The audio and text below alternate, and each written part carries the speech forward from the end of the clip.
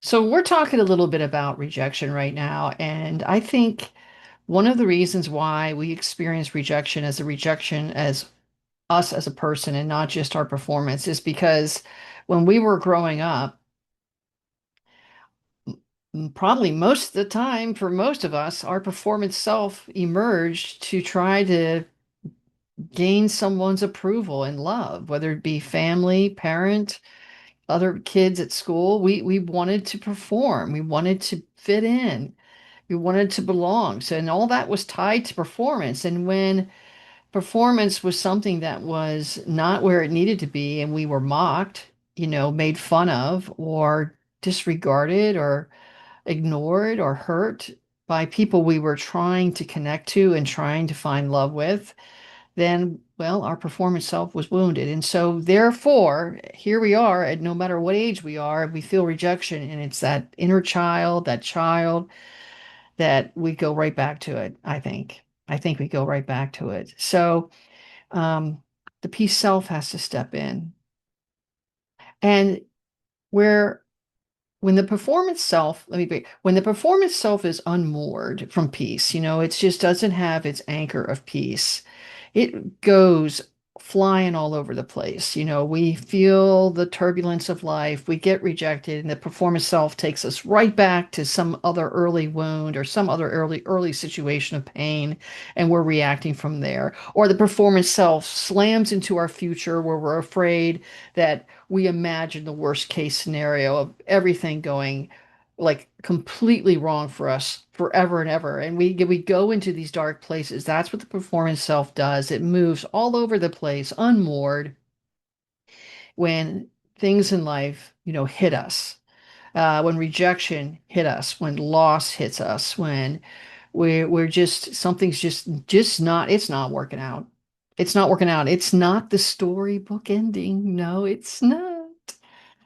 So, what to do? The peace self needs to step in, and the peace self needs space. We need space, just like when you plant something in the ground. You know what? When we plant something, we till the soil, make the soil soft, and we give it space to grow. And we need to be like, think of your performance self as the most tender plant. It needs love, care, needs that. And the peace self is the soil. The peace self, we need to be present with the peace self and allow ourselves to get out of the storm, get out of all the negativity, all the toxicity that's maybe coming at us, and step away and just have an honest conversation with where we really are. Again, this is a part of agency. Agency is honoring, where am I and what do I want to do with it? So, here's some interesting questions. The first one, I talked about this before, is that to be present to what our limits are.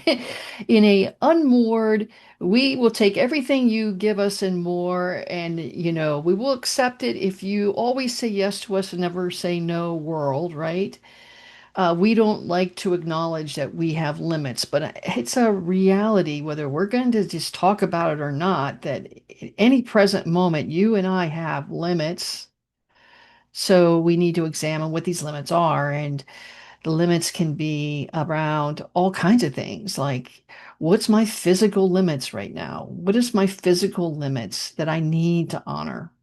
Like I have physical limits right now around just things I need to do to maintain certain routines in my life that my body just needs. At this age and at this season of my life, I need those, and those do create limits, and I just need to learn to live within those limits, and I'm good.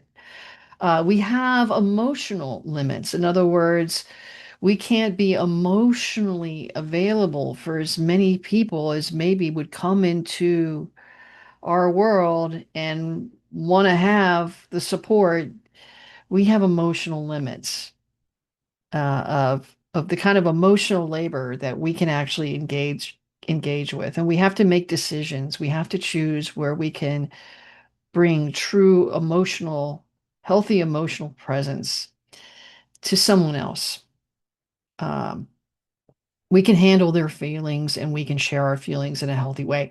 And then there's mental limits, which is what we really can on board in our brain to think about. Like, what things do we want to think about right now? What things do we need to think about right now? Sometimes we try to onboard and think about too much at once. It's just too much, like we're trying to put like a 50-point list in our brain.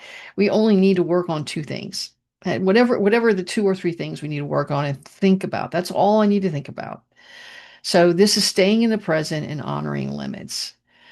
And then the peace self, really, the way I've got the language on us for the peace self is always worthy, always loved, always learning. Well, that lends itself to some present questions, right?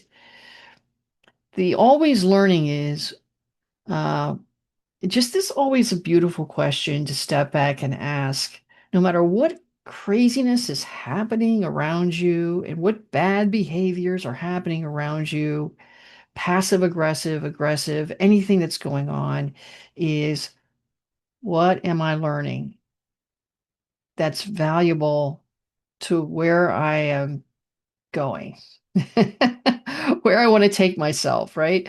Where I ideally want to be, what do I need to learn?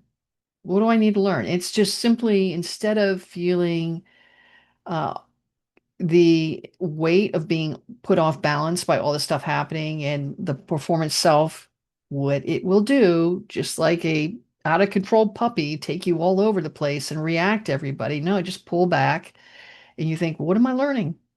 What am I learning from this? And just instead of defending yourself, just become more curious. Why is that happening? What would be the motivation? What's most important? Then there's the always loved, which is how do I want to demonstrate love right now? How do I want to demonstrate? Can I demonstrate love right now? And if I can't, maybe I need to be quiet. How do I want to demonstrate love? How do I want to be loved? How do I need to be loved? Wanting to be loved, needing to be loved can be two different things. But really, just do we ask that question? Right? And just lay this out, journal this out somewhere. This is the peace self, just centering us away from the noise. And then the last, the always worthy, really, we give our life away to people, don't we? I mean, when we get married, we're really giving our life to someone. When we have a child, we're giving our life to the child. When we are getting into a job, we can get our life into a career or to a boss. We can give. So whatever is taking all of our time, attention, needs, and energy and everything, we have to remember that we matter. And other people matter. Yes, other people matter. But, how do you ensure that you're around life-giving people, life-giving situations, life-giving conversations where mattering is apparent, that you matter? And I would say if you're around someone that just ignores you, that cuts you down, that continually signals that you really don't matter, then let them go. Let them go. That's what I say.